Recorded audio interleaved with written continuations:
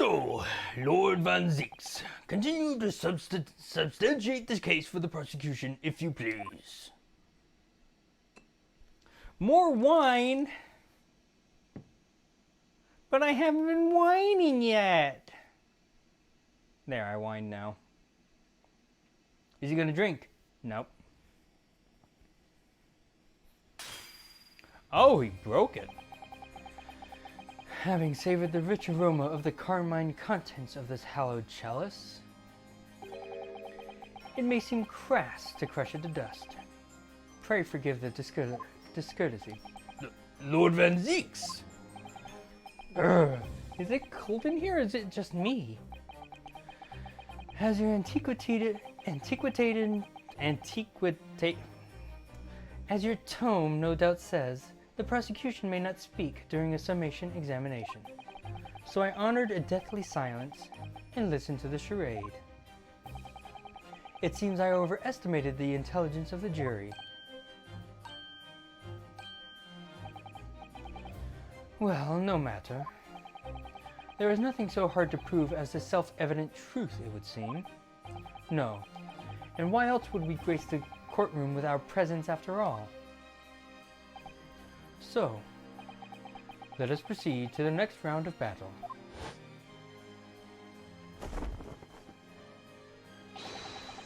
Bring forth the witnesses once more.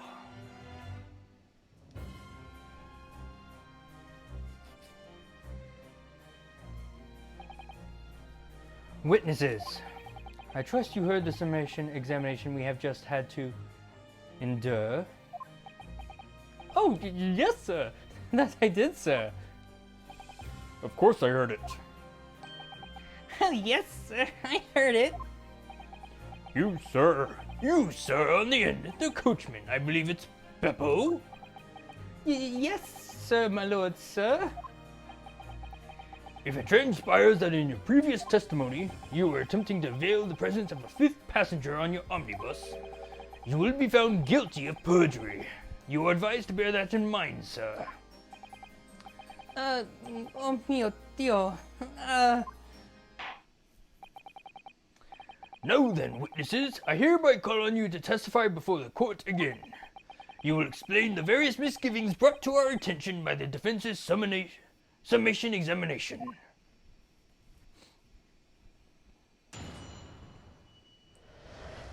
Everyone is off the chain today. Everyone's scared. I only carried 4 passengers that night. I swear it. But Well, I for one was told I had to pay 5 pence for the bus. he fiddled us on the fare, he did. And then I saw that blood-curdling sight as well. It's all too much. I tell you, I saw McGilded stabbing that man. Everything I said before stands. Oh yes, yes, he stabbed him. Yes, he did. I think so, yes. Counsel, make sense of this for me, please. The phantom fifth passenger conjured into existence by my learned Eastern friend never existed.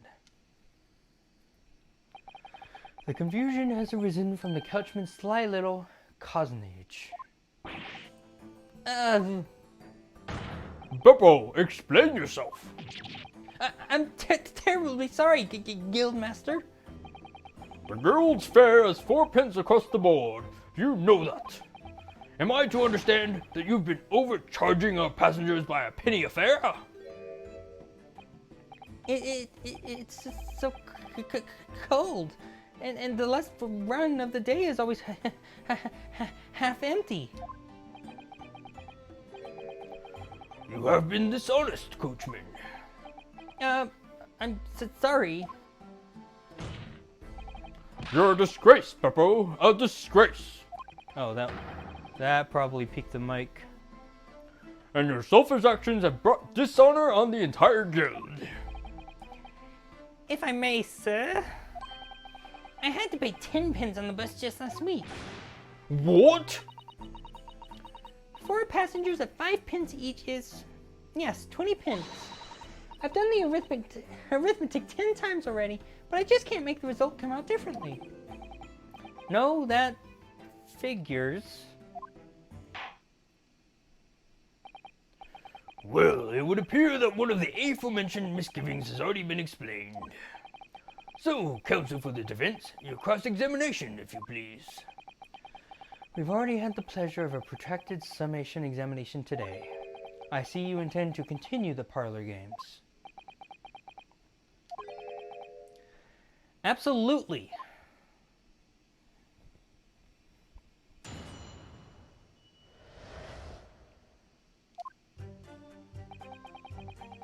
I only carried 4 passengers that night, I swear it. Hold it! Hold it! So, there were only 4 passengers on your carriage, but you didn't charge them the standard 4p fare. Is that right? You're pretty silent there. It's impossible to make the last run of the day pay. I was so cold. It was all I could do to stop myself passing out. I'm getting childblains just listening to you. It was terrible. So I wanted to give myself a pat on the back for even keeping the bus running. Doesn't a dedicated coachman deserve an extra penny per passenger? Oh, I peeked the mic on all of those. Oh, fun. You're digging a deeper hole for yourself here. If only there had been a 5th passenger on the omnibus that night. Then we would have had another suspect.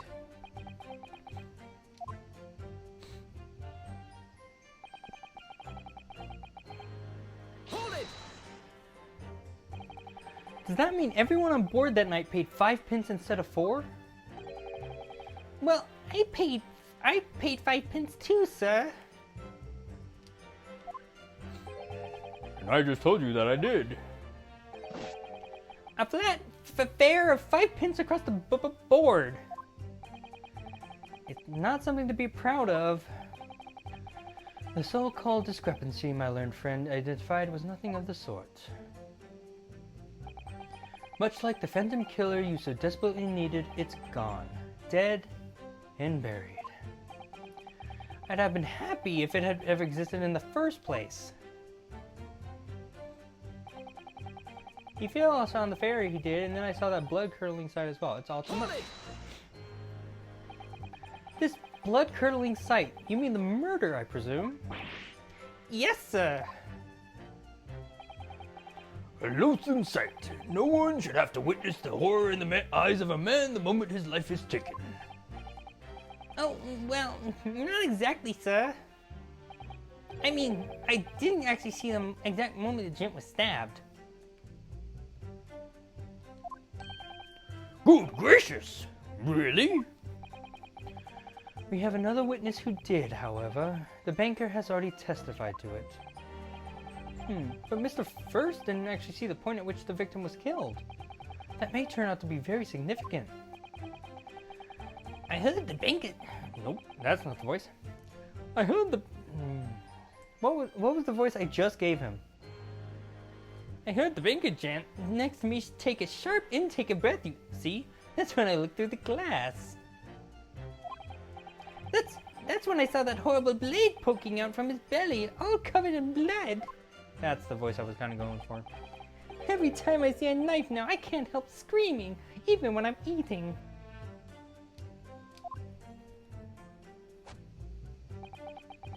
I'll tell you, I saw McGilded stabbing that man. Everything I said before stands. Hold it! So you saw the defendant, Mr. McGilded, stabbing the victim, Mr. Mason, who was sitting next to him. That's what I said, isn't it? It was bothering me before, this was. For just a brief moment, he hesitated before answering the question. Anyway, there was only the 2 of them inside the carriage, wasn't there? There's been much talk of a 5th passenger, but as yet, 0 evidence. Then what are we wasting all this time for, eh? It's black and white. The man's guilty.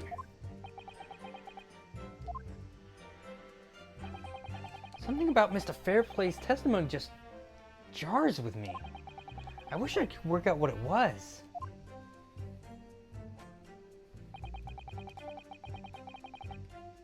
Hold it! Earlier, you testified that you saw the moment when the defendant allegedly stabbed the victim, didn't you? Oh, yes. Yes, that's right. You said that the victim was on the floor and described the assailant holding the knife in an ice-pick grip.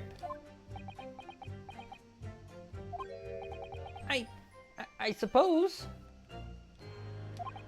I might have, you know. Yes, but put the cart before the horse, maybe. What's this? Well, I'm quite sure about most of it. I was driving the horses when I heard a scream from the seats on the roof deck. Oh, I expect it was me, sir. Then when I turned around, yes, I saw it through the skylight. The gentleman was on the floor and the knife was sticking up out of his midriff. That's right, yes. And the fellow holding the handle was the famous man, yes. So in short, you didn't see the moment when the victim was actually stabbed at all? I really thought that I did, but when I go over it again in my head, no, I suppose I didn't actually see the precise moment of the stabbing, did I? Excuse me. Excuse me. Do you have something to say about that, Mr. Fairplay? No, you listen to me. I know what you're thinking. He didn't really see the exact moment the fellow was stabbed. What are the chances of that? Eh? Are you asking me or telling me? He's getting flustered. I might be able to extract some new information from him if I answer him cleverly. Could he have just happened to see the exact moment the crime was committed? No chance. Well, it is a little hard to believe, certainly. Unless you spend your time peeping through a skylight on the top of an omnibus, that is. Peeping? I'm a respectable city baker, I'll have you know. And I know what I saw. I remember it as clear as a Ballarat day. It was a grim scene, I don't mind telling you. Thank you, Mr. Fairplay. Oh, excuse me if I was getting a little hot under the collar there, my lord. I would ask you to supplement your testimony with a clear statement about what exactly you saw. Oh, I can do that all right. I'll tell you just how grim it was. I'm peeking my mic a little bit. But I don't have anyone to tell me if I am or not.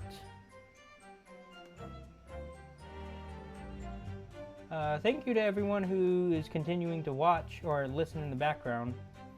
I hope I'm doing the game justice enough with the with the voices and all that. Do you think I'd forget the sight of those blood-soaked hands after that butcher stabbed the man? And this is where we would present the gloves. Objection. Blood-soaked hands? Well, I admit that soaked might be laying it on a little thick, but anyway, there was definitely blood all over them. Both of them were covered in it. Well, I'm very sorry to disagree, Mr. Fairplay, but that's more than a little peculiar.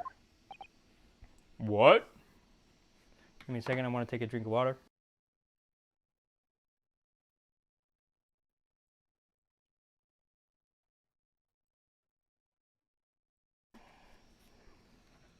Alright.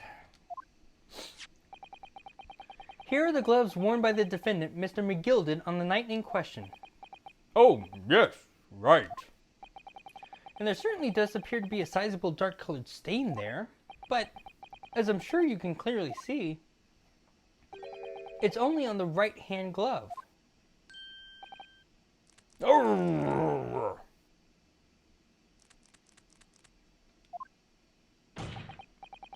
In short, Mr. Fairplay, your testimony is inconsistent. Yeah. But, no, that can't be right. So you're the liar here then. That's not a grandma voice. So you're the liar here then. That's right, you were quite clear about it. You said it was both hands.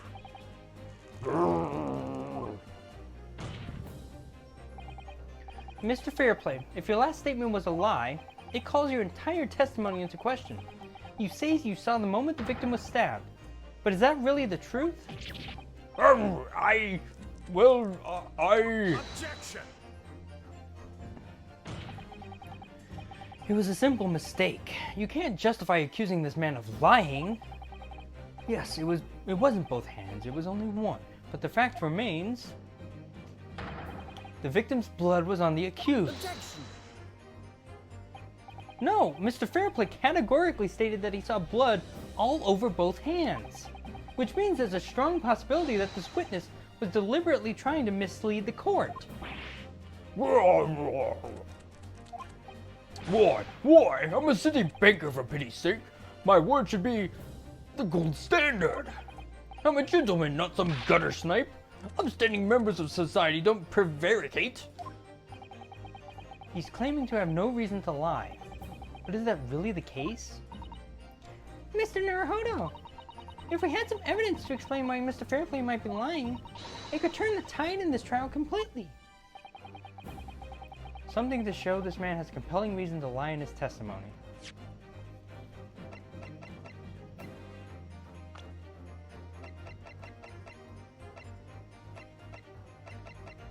Kind of surprised.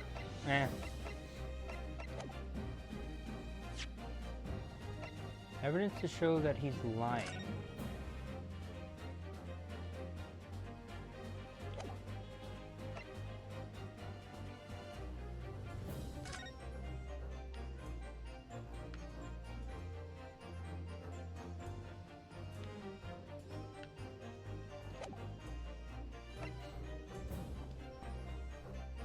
Omnibus.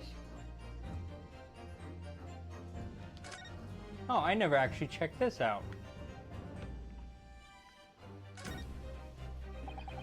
This portfolio must contain all sorts of secrets of London's gentry. Oh dear, do you really think we have to look inside? Well, it's not as though we know any of London's gentry personally, is it? Apart from our great detective friend, perhaps. Actually, I wonder. I assure you we will not find Mr. Sholmes' name inside. Well, let's see what we find.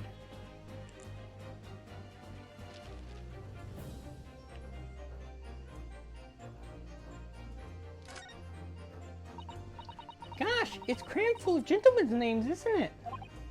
Well, I suppose they're probably not all gentlemen at all, are they? After all, not everyone in this country is well off. Ah, goodness! What is it? Look at this! Do you see the name here? Bruce Fairplay. Uh-huh. I knew it. Should that mean something to me? It does sound strangely familiar, actually. Bruce Fairplay, the witness testifying at this very moment. Oh yes, of course, the banker. Why is his name in here? Ah, he borrowed 20 guineas, did he? And look, the repayment date is fast approaching. It's possible that this is just a coincidence, of course, but this could be very useful information. Details of the debtor's ledger have been updated in the court record. Among the defendant's list of debtors is Bruce Fairplay, who would have been due to repay his loan imminently. Okay, so now we've got the evidence.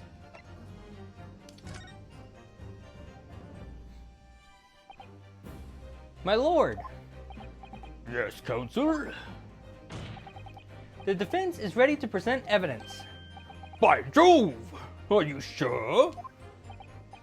Yes, evidence that will clearly demonstrate why Mr. Fairplay had reason to lie in his testimony.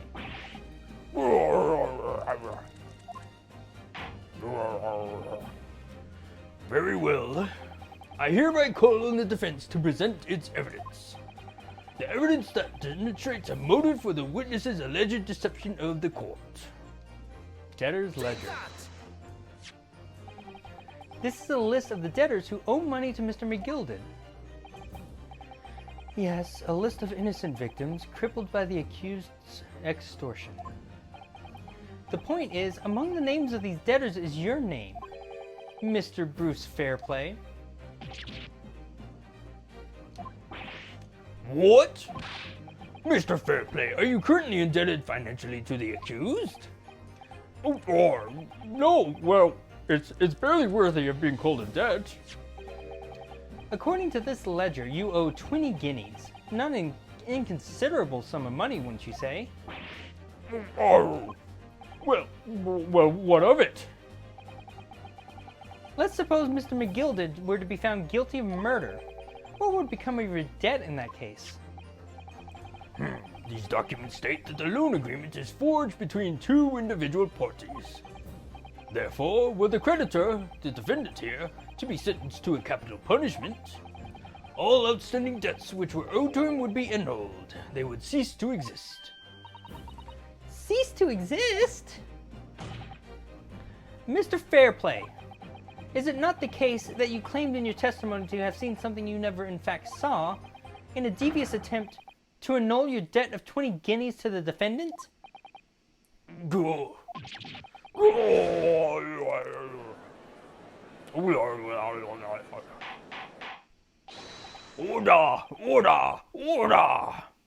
Mr. Bruce Fairplay. Yes, my lord. Let me ask you again, and be aware that your answer may have most serious implications upon your future, sir. Did you or did you not see the precise moment in time at which the defendant is alleged to have thrust a knife into the victim?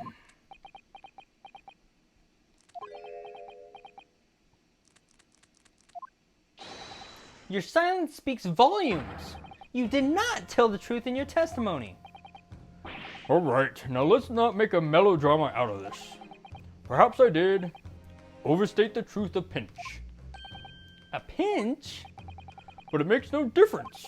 I definitely remember seeing blood on McGilden's hands, both of them. Objection.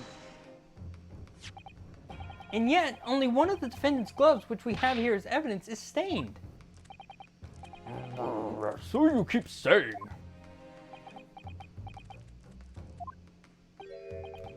I wonder if I might be allowed to speak, sir. Go ahead, Mr. First. Well, the thing is, I think I remember seeing it myself, as it happens. Seeing what? The blood, sir, on the assailant's hands. I think, yes, I'm almost sure that it was on both of his hands, not just one. What? What?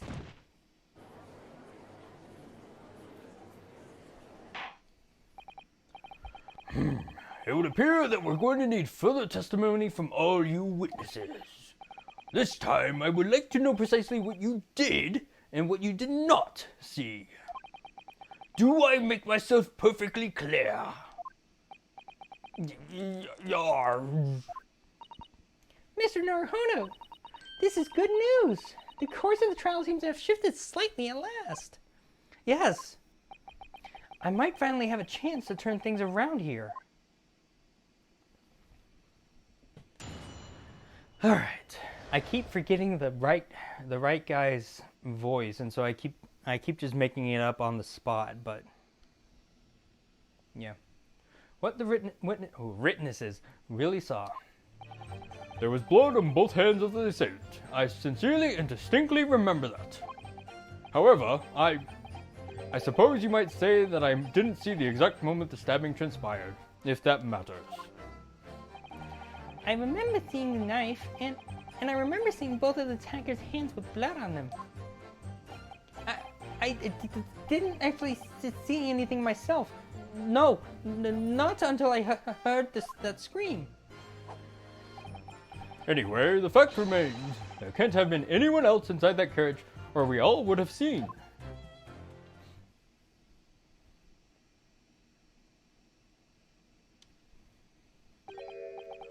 Well, lo and behold, in truth of fact, not one of you was witness to the crucial moment the crime was perpetrated. I apologize, my lord, but honestly, there was no one else inside that carriage, and the man's hands were covered in blood. That much incriminating evidence is tantamount to saying we saw the man do it. That's really not what testimony is about. Let us examine the interior of the omnibus once more. The victim's fresh blood is clearly visible on the seat, corroborating the witness's accounts.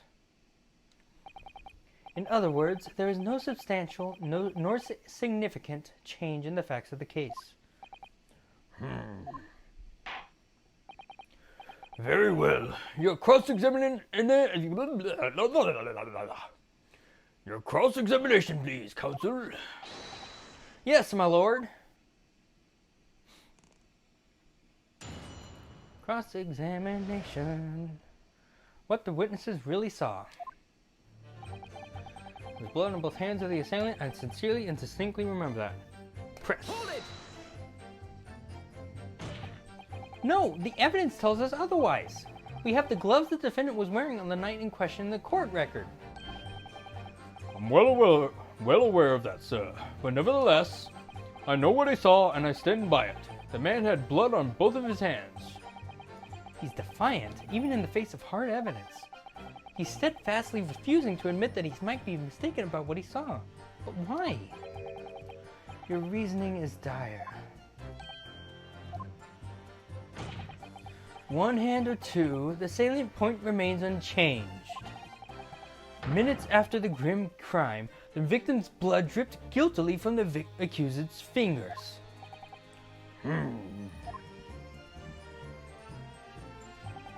However, I suppose you might say that I didn't see the exact moment the stabbing transpired, if that matters. Hold it!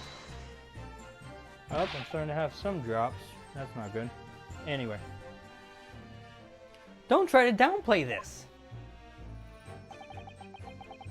Whether or not you saw the exact moment of the crime is a matter of fundamental importance, as well you know. What? For crying out loud, we all know that no one else could have possibly have done it. I was just trying to save us all some time. You have a loan of 20 guineas outstanding with the defendant, do you not?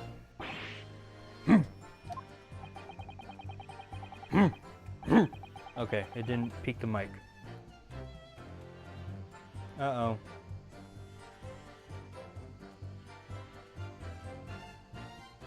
Okay, no, it still looks fine.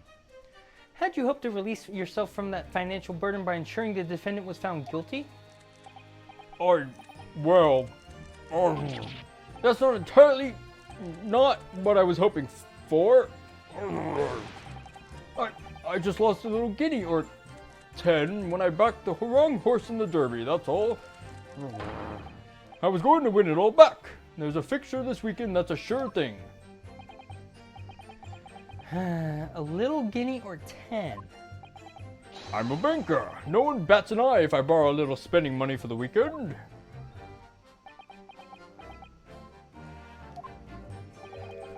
I think you may have revealed rather more about your character than you bargained for, sir.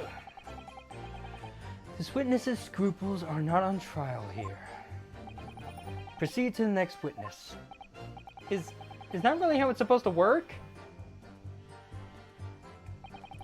I remember seeing the knife, and I remember seeing both of the attacker's hands with blood on them. You definitely saw that too? Blood on both hands? Yes, sir. I mean, I know what you're going to say. Only one of Mr. McGillis' gloves has any signs of blood on it. That's right. The thing is, as far as I remember, sir, when I looked there and I saw Mr. McGillis sitting beside the other fellow, I don't believe he was wearing any gloves, sir. He wasn't wearing these gloves? That's correct, sir. And I saw the blood on both his bare hands quite clearly.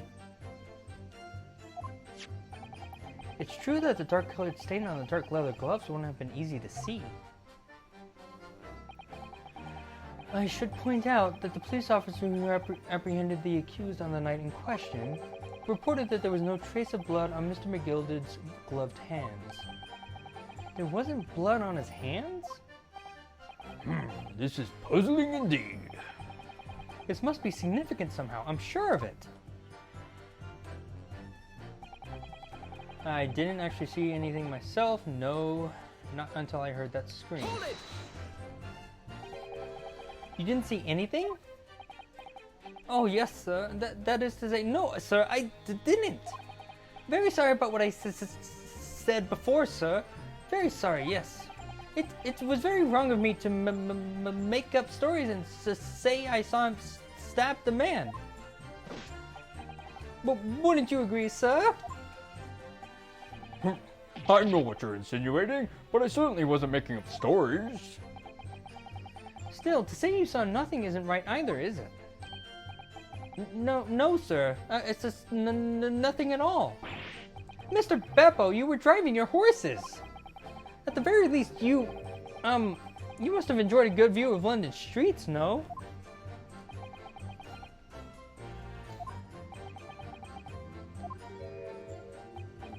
Oh, please, you didn't even see that? It was so cold that night, you see. It was all I could do to keep from passing out, sir. Yes, my head was fairly frozen solid. So sorry to say, sir. It would seem prudent to avoid travel on the last omnibus service of London's cold winter nights. Beppo! Ah! Anyway, the fact remains there can't have been anyone else inside that carriage or we all would have seen. Hold it! And everything you saw of the incident was through the skylight on the roof of the omnibus? That's right. It was fiercely cold that night, but the glass wasn't frosted over. Oh yes, I remember it was shivering. It was so bitter. Which rather begs the question of why the pair of you were sitting on the roof deck in the first place. Well, I don't know about this young fellow, but I couldn't enter the cabin. Oh, why not? It was locked from the inside. I tried knocking, but no one opened the door. It was locked? That's right, and it's a public bus service, for pity's sake. That's not what I call fair play. Yes, I had exactly the same experience. I tried knocking, but the dude inside just gestured at me to clear off. So I had no choice but to climb up to the roof deck and look down longingly into the warm cabin below. Well, I can assure you I wasn't just looking down, I was glaring, long and hard. And that's precisely why I can tell you with absolute confidence that if there was anyone else at all in that cabin, I would have noticed. Unequivocal, I would say. I'm not sure about these two witnesses. Could they really have seen everything inside the cabin through the skylight? They might not have been able to because they wouldn't have seen the stuff underneath them. Allow me to confirm one thing, Mr. Fairplay. You were riding this omnibus and witnessed the events in the cabin through the skylight in the floor of the upper deck, is that right? That's right, yes. In that case, there is a portion of the cabin interior that would have been out of sight from you. What? By golly, really? Obvious. Oh, I almost gave him a deep voice. That's not good. Obviously, at this stage, we can't say for sure. But the possibility cannot be denied that at the time of the incident, there could have been another passenger in the enclosed cabin of the omnibus. Objection! Objection! Enough hypothetical meandering, my Nipponese friend. The prosecution demands that you substantiate your claims. After all, the scene of the crime is here, in the flesh. Very well, I will uphold the prosecution's demand. You will identify the area on this cross-sectional plan of the omnibus. Where exactly in the omnibus are you suggesting that this potential extra passenger could have situated? Right here. Take that! Both rows of seats on the roof face in the direction of travel, whereas the seats in the enclosed cabin face each other, which means the visible part of the cabin, which passengers on the roof deck can see through the skylight, is as I've drawn here. Oh. That's right, my lord. As you can see, the seat opposite the one on which the victim and his attacker were sitting is obscured from view. In other words, if someone had been sitting on that seat, it's quite possible that these witnesses would have been completely unaware of it. Objection! Objection! It's quite possible some phantom was sitting there. You Nipponese have a forbidding habit of obscuring the truth with ambiguity. I concur with the prosecution's rejoinder. In a British court of law, evidence is paramount. I cannot entertain this conjecture, counsel. That is, unless you are able to put a name to this mysterious passenger to whom you allude. Can you, Mr. Naruhodo? I honestly don't know. Who could it have been? Who could have been in the other seat, which was out of sight from the witnesses on the roof deck?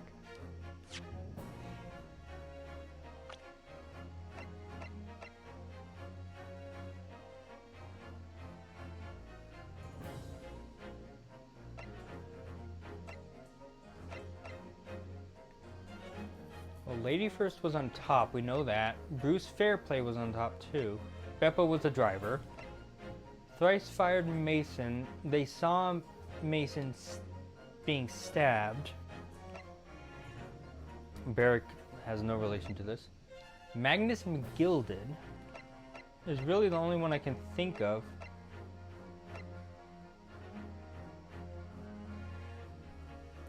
Hoity toity toity.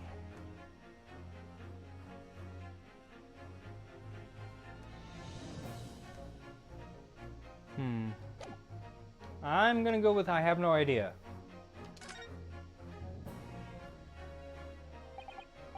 I have literally no idea. But as a proud citizen of the Japanese Empire, you will look to the sky and walk on, making sure all signs of tears are gone. Go on. This isn't just a case of going on, Miss Susato. All right then, I'll go on. The defense would like to put forward a name. You are a fool. That response was a desperate attempt by a man who has no notion of his own limitations. A toast to hard lessons not yet learnt. Let us not delay, counsel. The defense is still to name the passenger in the other seat. This could be it. This could be the chance I've been waiting for to turn the trial in my favor. On the night of the murder, the person occupying the seat in the omnibus cabin that was obscured from view was Magnus?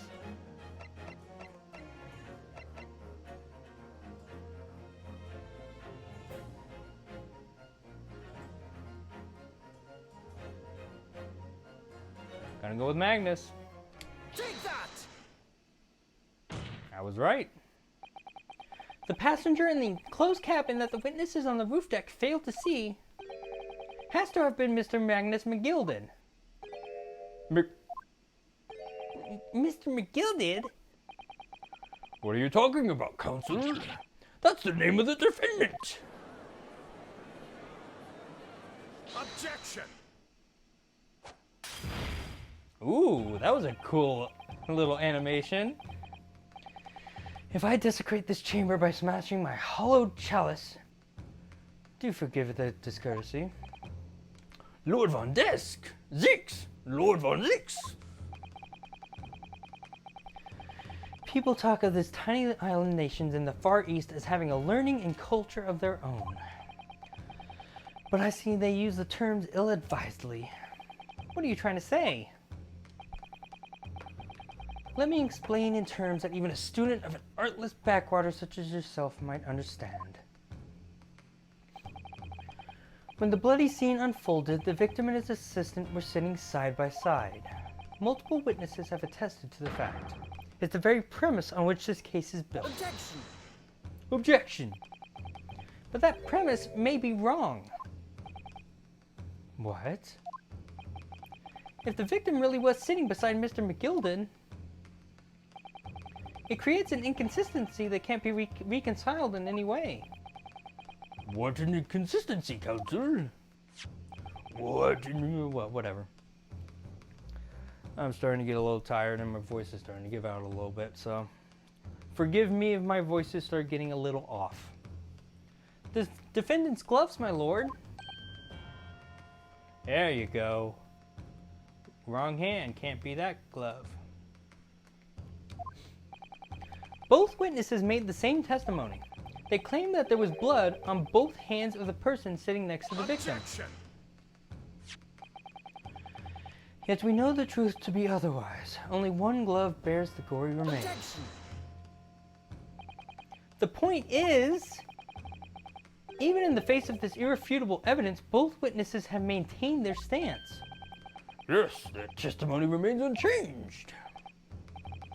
Exactly. They both adamantly swear that they clearly remember seeing blood on both hands of the assailant. In short, their memory of events is correct, and their testimony reveals the truth. It was somebody else sitting beside the victim that night, a third party we have yet to identify. And the victim's blood was on that passenger's hands, both of them. Objection! And who was this third party? Obviously, the true culprit. Extraordinary! Order! Order! Order! What exactly are you postulating? Objection! The defense's postulation is just that, nothing more than conjecture.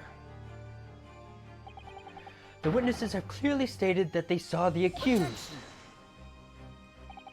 But when elaborating on his testimony, Mr. Fairplay said the two of them were wearing hats and I couldn't exactly make out their faces. Yes. The tops of their heads were obscured by the roof. I could see the rest of them, though. Yes, that's right. Both gents were most certainly hatted. Hatted do tend to notice such things, sir. And what particular styles of hat did the two gentlemen sport, Mr. First? I'm afraid I don't remember. And you call yourself a hatter? The style of hat makes no difference. There was no third passenger in that cabin. How can you be sure? Because if there had been, the accused, Mr. McGilden, would undoubtedly have offered to depose the fact. Unless, that is, you are proposing an even more preposterous explanation. That the accused failed even to notice the presence of the true culprit in the very cabin in which he traveled. Ah!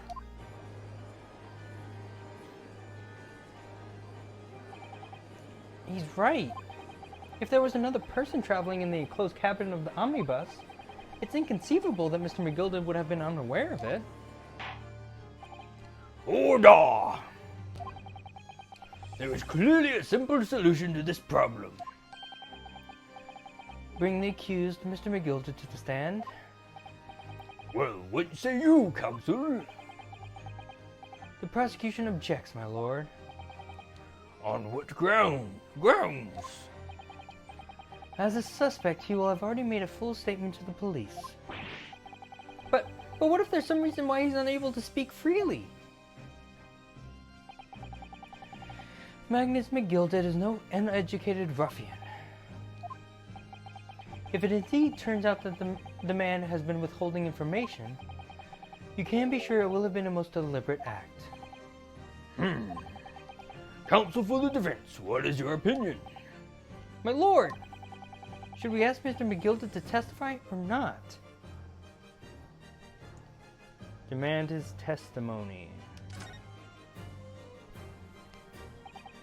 Yes, we need to hear what he has to say in order to find out the truth. The defense would like to call Mr. McGilda to the stand. In that case, I would like to hear the opinion of the jury. Oh, yes, I need a little time to consider this. If you ask me, I think we should hear what Mr. McGilda has to say. Get the man out here, I say! It would be utterly illogical not to hear his testimony. When something needs doing, get it done. That's how I run things at the guild. Hearing what the patron of my favorite little park has to say, oh yes, that would be lovely. Yes, the jury says the man must be heard. Very well. The court will hear the defendant's testimony. Bailiff, show the defendant to the stand at once. I'm sorry for the inconsistency in the voices a little bit, but it is starting to get to 3 hours, and I've been doing this for all 3 hours. And as you have been hearing, I've been doing a lot of different voices, so I'm kind of straining my voice a lot. Now, maybe what will actually happen that night will finally become clear. Do we get a part 2? Nope. Great. Let proceedings be resumed. Mr. McGilded, have you been listening to the discourse of the day? Hoity-toity. To be sure I have, my lord. There are now 2 matters on which the court desires to hear from you. The first is whether or not there was a third party with you in the omnibus cabin, as proposed by the defense. The second is that if such person was indeed present, why did you conceal that fact from the police? Begad, no. 'Tis not my nature to hide anything at all. Just answer the questions, please. The truth of the matter is, I've been desperate about this all along. Do I tell you all, or keep my mouth shut? Tell us what, Mr. McGilden? The fine fella representing me is absolutely right. In the carriage on the night with myself and the other man, there was another passenger. It's true! Aye, and 'twas me who helped the little urchin get away after it all happened. You... What?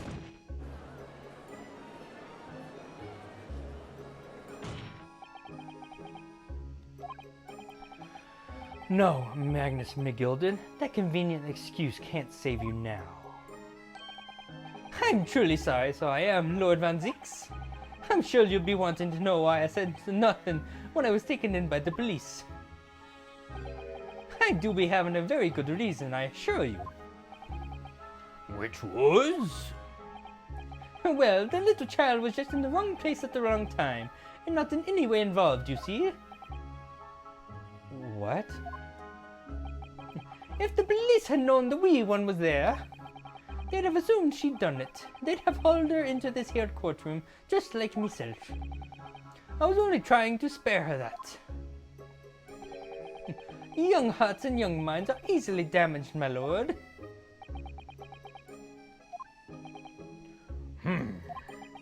And who was this young child of whom you speak? That I don't know. You don't know? Aye, well, the wee thing just happened to be in the carriage that night. I never saw her before or since. Objection! We have absolutely no reason to believe this man. The prosecution calls for the witnesses' statements to be disregarded by the court. You know, I wouldn't be surprised if the urchin isn't here in this courtroom as we speak, listening to the proceedings. What? Whoa. Ah, fire, there's a fire. Look, someone's trying to get away. Off of them, there's no use. I can't see anything through all the smoke. What is going on? Be careful, Mr. Naruhodo, cover your face. Bailiff, don't let the accused escape. Secure the omnibus. I hereby call an emergency recess.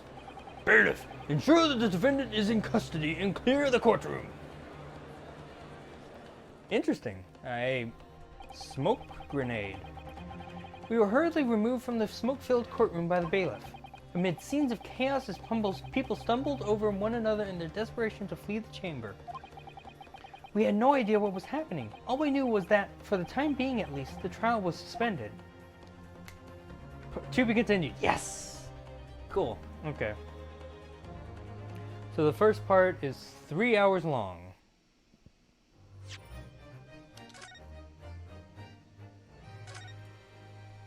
Alright.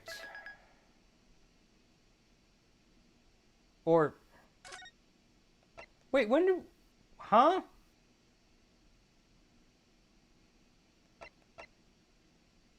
What? Whoa, wait. When was part 2? When we got to the Old Bailey? Wait.